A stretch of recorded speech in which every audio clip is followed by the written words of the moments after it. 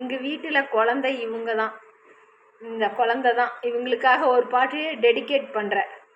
கண்ணனாறு கை குழந்தை கண்கள் சொல்லும் பூங்கவிதை கண்ணம் சிந்தும் தேனமுதை கொண்டு செல்லும்